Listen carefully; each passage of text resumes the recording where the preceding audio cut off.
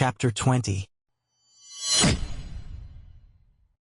Draco tossed his shoulders dismissively. "Maybe I've grown up," he replied in a pompous tone, expecting either admiration or even intimidation. But all he received was skepticism, particularly from Theo, who seemed to gaze at him like Draco was a different person entirely, possessed by some unknown entity. And it wasn't an entirely erroneous conclusion. As the game took place, he chose to bury himself in studies within the library, finishing every single essay due before Christmas, even those not yet assigned in this particular timeline. The emptiness of the library was jarring. He'd assumed at least a few Ravenclaws might be there. It enhanced his feeling of otherworldliness, as if he'd slipped through time once more, to a future where Hogwarts stood as an empty relic, or perhaps a ghost town devoid of even its ghosts. There was a strange satisfaction in his absence from Potter's triumph, though Potter himself likely wouldn't have noticed he was missing. He believed he'd managed to skirt Harry's attempts at conversing until the night of the match when he lay in bed, alternately fiddling with a moogie and scanning his annotations on McGonagall's diagram. Then Blaze's voice pierced through his hidden retreat. "Draco, if you're alive in there, you have a visitor. If you can call a Gryffindor one." He sighed deeply and lumbered reluctantly from his bed, ignoring the glowering looks thrown his way as he made his way through the common room to find Granger. Her daring to summon him down to the dungeons was, by itself, amusing to him, so he expected her to have a more compelling reason for visiting than simply recounting Potter's Quidditch feats. Yet, when Draco tapped his wand to open the stark stone entryway, he found not the face of Granger, but a different Gryffindor altogether. No wonder the common room appeared so peeved. It was none other than Potter himself, poised to exalt his own Quidditch success.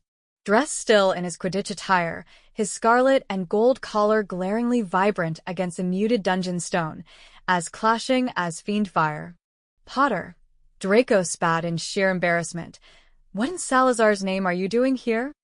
He begrudgingly stepped out and covertly closed the entrance with his wand, well aware that fraternizing with Harry Potter, post-Quidditch victory over them, would seem even more treacherous to his housemates than letting loose a troll.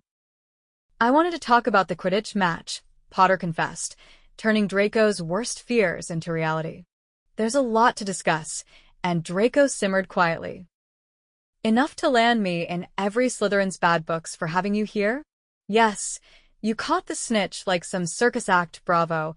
Potter, you're a tremendous wizard," Draco retorted with sarcasm. "Is that sufficient? Now can you go revel in your universally required admiration elsewhere?" Oh, you got word of that?"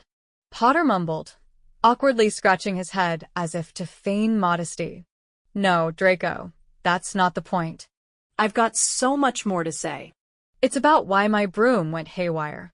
We actually need your help." Draco had visualized the broom flipping incident and his disappointment when Potter neither fell nor lost. "What's this about? Was it cursed?"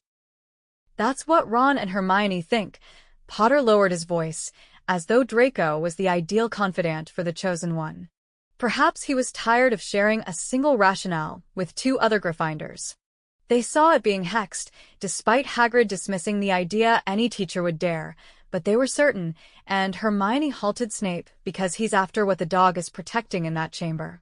"We nudged Hogwarts into admitting that the package relates to the headmaster and someone named Nicholas Flamel."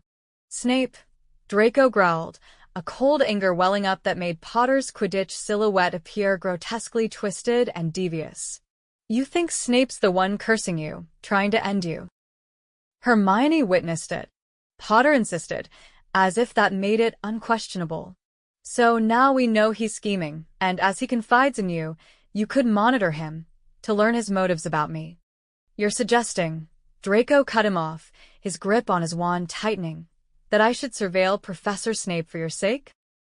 "Draco, he really tried to kill me," Potter repeated, and Draco considered deploying Severus's own arsenal to genuinely attempt Potter's life, just to clarify intentions.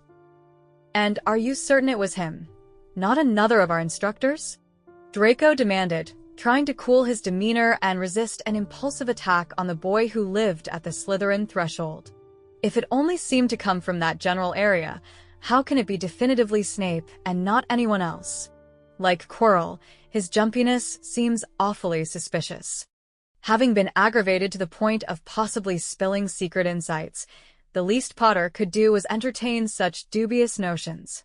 But they saw him mouth incantations.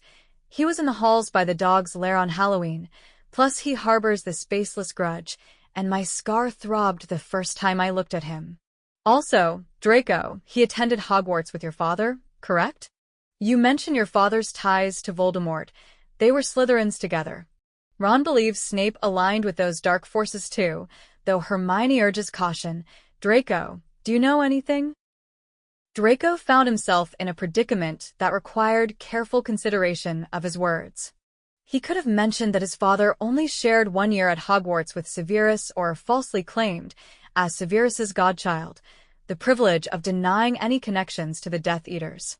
Yet, an unsettling instinct whispered that admitting any ties to Severus would render him guilty by association in Potter's eyes, and perhaps with good reason. Potter seemed to interpret Draco's uneasy silence as confirmation. So, if he was a Death Eater, like your father, I doubt he's reformed. Once you follow Voldemort, Ron's dad says, people like that don't change. Once a Death Eater, always a Death Eater. Potter's eyes softened when he continued, possibly misreading Draco's withholding of words. Don't stress, no one's accusing you here.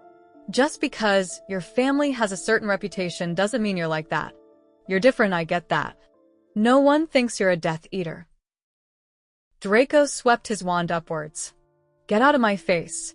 Potter looked momentarily shocked, and Draco pressed the wooden tip onto Potter's exposed forehead, where his hair parted to reveal the well-known scar. A sizzling imagination tricked his ears. What now, Potter? Does that famous scar of yours burn now? Leave the dungeons and don't come back unless you're keen on seeing what real spells I could have used at that duel. Potter held his ground. Either Draco's intimidation lacked force, or Gryffindor's famed bravery held him steady, eyes locked until Draco broke first, fleeing heedlessly with the password, Snakewood, echoing his retreat. He charged through the Slytherin common room, indifferent to causing a scene, gliding past Vince and Greg, who sensed turmoil and stepped clear, and flung himself onto his bed. He secured his curtains with a spell for peace and grasped a Moogie, trembling with breath-trapped panic. His wand lay forgotten by his pillow, lending the deceptive appearance of shared quivering. A perpetual brand, a whispering stigma, once aligned with Death Eaters, you're entwined with shadows forever. If Draco had foreseen an assault of panic as the dire consequence of a trivial Quidditch match, reality was proving him wrong. By morning, ambience returned to standard in the first-year dorms, except for the understandable distance maintained after the troll incident. The breakfast crowd treated him with puzzling evasion and speculative glances, which he dismissed as echoes of his altercation with Potter. Only when lunch passed devoid of Granger's presence and eyes trailed him through the meals did suspicion seed itself. The dormitory that evening was deserted, but a collective of boys lingered by the fireplace, indulging some older Slytherin's curiosities. Is the rumor about Malfoy true? Fourth-year Peregrine Derek queried Theo enthusiastically. Did he ever act unusually with you? Theo offered an awkward shrug, loyalty buoying Draco amidst chaos until the prick of memory reminded the absence of such actions towards Theo had prevailed then. Blaise interjected, "Can we really trust Gryffinder's tales?" while Marcus Flint reclined, mirthfully declaring, "The story is Malfoy confessed his preference to Gryffindors himself. First year, and keen already, huh? Think he fancied one of them. Perhaps Potter. Was last night a lover's row then?" Miles Bletchley conjectured among the laughter and sneery disdain. A sullen silence trailed Draco as he attempted to walk unbothered past. At least, this time, mockery took the form of uneasy quiet, the merit of feared respect more apparent than before.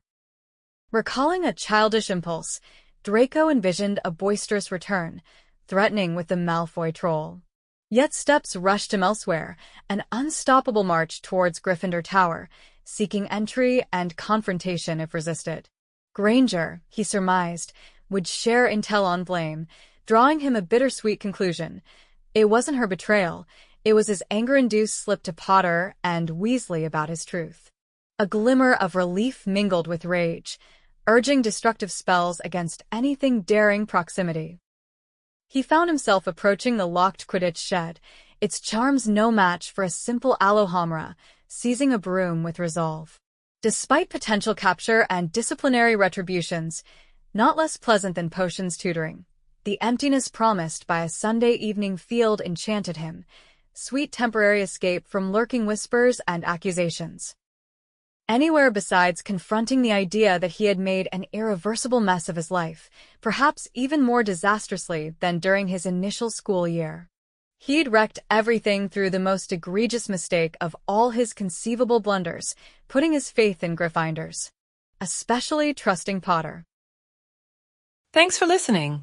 If you enjoyed this chapter, please hit the subscribe button and ring the bell to stay updated with more audiobooks. Happy listening!